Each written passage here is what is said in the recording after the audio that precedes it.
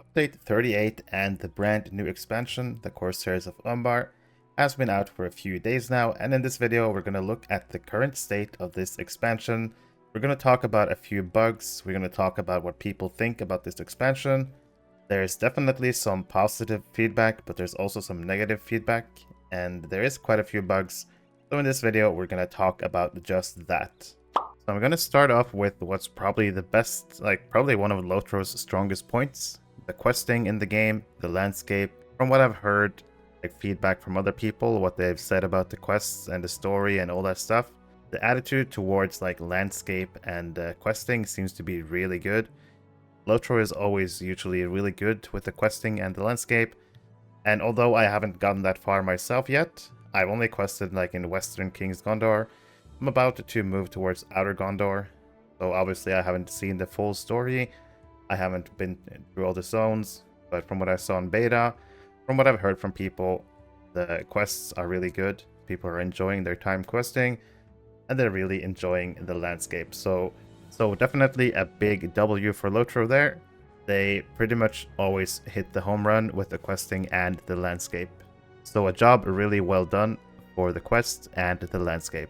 But on that note, we do have some issues. Well, not some issues, one issue with a couple of quests.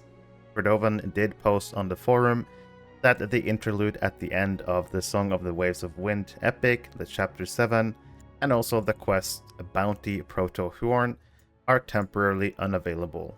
Both quests will return in the next game update. So clearly something is bugged with these two quests. I heard there was some issue with the rewards you're supposed to get, that you're not getting it. But this issue should be fixed for the next update next week.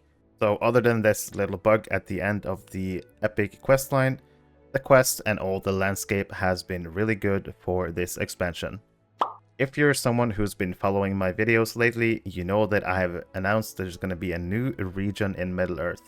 So we already have Eriador, we have Rhovanion, we have Rohan, we have Mordor, we have Gondor, but like I said, we now have the next one. Haradwaith is a brand new region of Middle-earth. Obviously we see the Shield Isles, we see the Cape of Umbar and Umbar itself, but we can also click on Haradwaith and see what it shows us.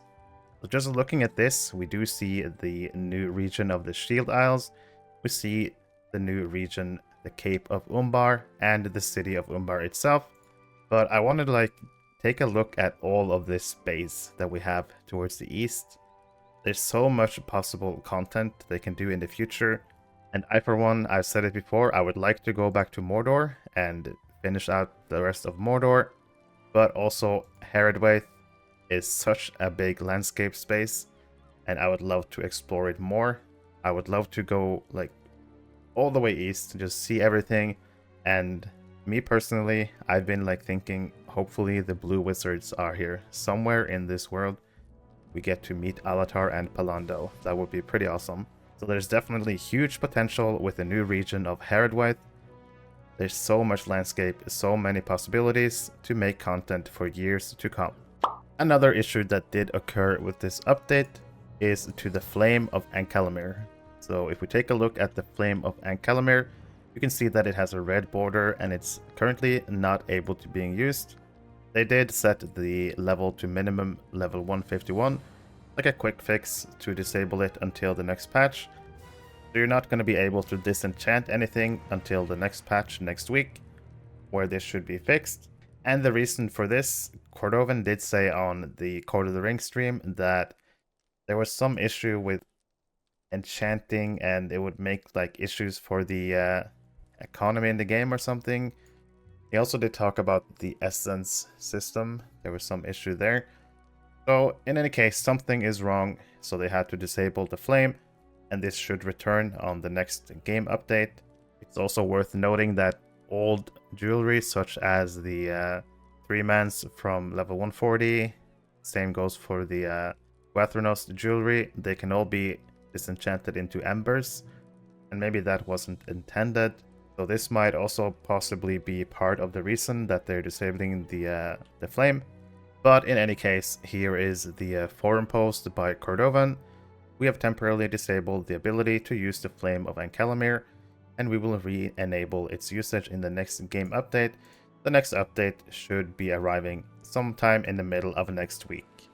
Another problem that did occur, people might have seen that there's new task items for Umbar or Outer Gondor, and specifically these items that you turn in for the Umbar rep. As far as I know, there was a bug with the task boards in certain places where you could just stand by the task board, you could turn in the task items, and the task items would not disappear, so you could just do it over and over and over. And in this way, if you kept resetting your daily tasks, you can do endless task items, meaning that you can get like endless XP and also endless reputation with Umbar. And of course that is not intended, so they decided to disable the task quests for now. And this is the forum post from Cordovan. The task quests in Corsairs of Umbar are temporarily unavailable due to a bug. We will reopen these quests in the next game update. So quite a few bugs appearing with this expansion that should be fixed with the next update. We also had another issue, and this issue is with the Adventurers loot boxes. If you open the loot boxes at level 141 and higher, you're supposed to get a Seafaring Adventurer's Humble Essence Box if you are to get the Essence Box to drop for you, but instead you are getting the level 140 Delver Adventurer's Lively Essence Box. This will also be corrected in the next game update. Basically, you're supposed to get 141 Essence Boxes if the Essence Boxes drop for you from your loot boxes, but instead you're getting level 140 Essence Boxes, so it's not working as intended. You are being advised to not open any loot boxes until the next patch. So if you're someone who likes getting some loot boxes and some nice loot, you should definitely wait until the next game update. This release also had some issues with the crafting, and more specifically, the cost of making normal stuff is way too high. So if we take a look at my metalsmith, you can open the heavy armor. Yellow pieces of armor, they all cost 30 ingots and also 3 shard, so 3 red sea stones, which is a new shard item. This is obviously way too high. This is the case for most of the yellow gear, where they cost 3 red sea stones, and considering how rare the red sea stones are, this is obviously way too high. We do have a forum post by Orion talking about this exact issue. So it reads, crafting issue, Corsairs of Umbar release. And Orion says in the post, as part of the release of Corsairs of Umbar, errand costs on the new crafting tier remained at previously proposed levels. In the upcoming patch, we are adjusting the components necessary to craft the uncommon and rare gear for all output professions. This results in a reduction in refined materials needed for most output craft recipes. All uncommon gear recipes as part of the Umbar crafting tier will no longer require the new Red Sea Stone to craft the output items. All rare gear recipes will require 1 or 2 of the new Red Sea Stones to craft the output items. We advise you not to craft output recipes for any profession other than farmer until we implement this fix to avoid wasting your refined materials. We apologize for the inconvenience.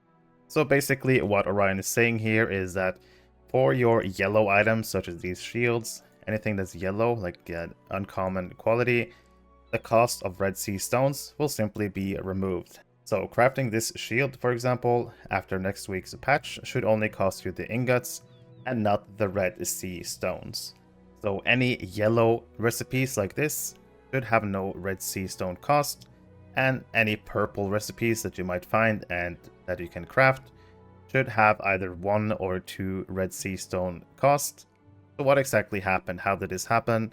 This was one of the early proposed material costs for the crafting, but the players' feedback was that this is way too high, so it obviously got reduced. But somehow that change did not make it into the live patch, but next week should see the fix to crafting and reduction to all the costs. So it's really simple with crafting.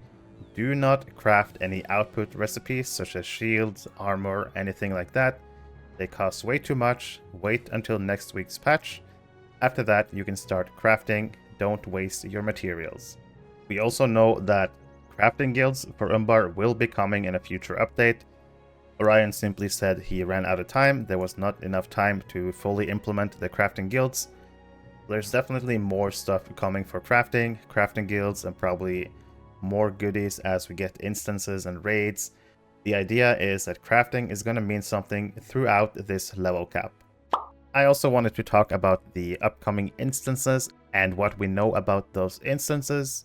So we do know that we are going to get 2 3-mans, we are going to get 1 6-man, and we're going to get a raid. And we're going to have all of these instances no later than March 2024. So this should give us a rough idea of when they should be arriving. On Cord of the Rings, Cord was asked about the instances, and he did talk about the upcoming months for the instance releases. Obviously, he can't really say like any set time because he doesn't really know yet. But Cord did say that they're trying to get missions out in December. So the missions for Umbar, the new missions should be arriving sometime in December. And after that, they will focus on the instances and getting those out. I've said before that I think that the 3-mans are probably going to arrive sometime in December or January. And then 6-man is like January, February. And then the raid is probably February, March. So something along that timeline is what I'm expecting. I'm really hoping that we get 3-mans before the holidays for Christmas, because it will be pretty annoying to only have missions and questing for the holidays. That's when a lot of people have time off. That's when you want to play with your friends. So hopefully we at least get the 3-mans by then. But the current plan is to first push out the missions for Umbar, then the 3-mans, 6-man, and raid. And hopefully we do see these instances sooner rather than later. So all in all, SSG clearly felt like they had enough content to release the expansion. There is, of course, a lot of content with the questing and all the new zones. And I think we just need to understand that this is how they're going to do the releases. We're not going to get like everything in one package. We're not going to get all the landscape, the 3-mans, the raid, the 6-man all at once. It's going to be spread out over time. Typically, we are going to get landscape first, then probably missions. After that, then we're going to get 3-mans, then we're going to get 6-mans and raid. Content is going to release in bits and pieces. Cordovan did say on Cord of the Rings that the plan is to have a patch next Wednesday. So either Tuesday or Wednesday, but Cord did say Wednesday.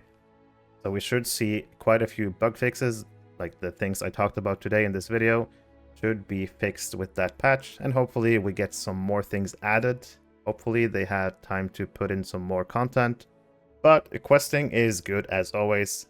The landscape looks great. There's a bug quest towards the end of the epic. The Flame of Ancalamír has been disabled. The task items in Umbar has been disabled. And there's a bug with loot boxes. Do not open the loot boxes. Crafting is currently too expensive. Do not craft. Wait for next Wednesday's patch. The patch next week will fix a lot of the bugs that we currently have. And hopefully we get the instances and missions sooner rather than later. Thank you for watching. If you enjoyed the video, please consider dropping a like and subscribing, as it really helps out the channel. And if you like LOTRO, I would really recommend joining my Discord servers. You can also support me directly through my Ko-fi website. If you're playing or looking to play Lord of the Rings online, there is one place you need to be. The Ghyniverse is a Discord server created for the community of the players of Lord of the Rings Online. The server is getting close to 7,000 members, and in this server you'll find tons of helpful information. There's monthly giveaways, easy access to patch notes, you can keep up with my YouTube videos, my streams. If you're a streamer, you can ask for the streamer role and you can announce your streams in the other stream channel. There are discussion channels for pretty much everything, every class, monster players. But the best thing about this server is probably the Gearing Resources tab, where you can find anything from trait lines for every class, every build. There are stat goals, where you can find out what stats you should aim for on your characters. Really helpful information about drop rates from instances, as well as screenshot from all the new loot that appears in the game. If you enjoy LOTRO, you should definitely consider joining this server, and hopefully I'll see you in Middle Earth.